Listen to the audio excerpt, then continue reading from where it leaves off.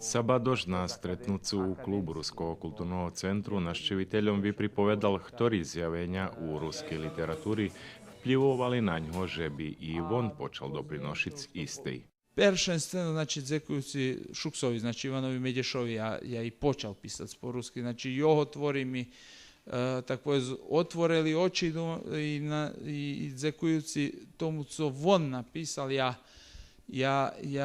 vošol do toho i mnje še vidzi, že i to ti uspjehi, ktorí teraz vytvoril, naiste potvrdzujú, že toto, co on robí, naiste značné i za našu kultúru.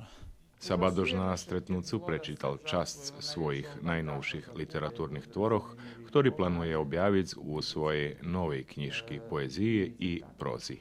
Stojim nad rozpuklinu vlastnog pohodzenja, samodefinovanja i identitetu.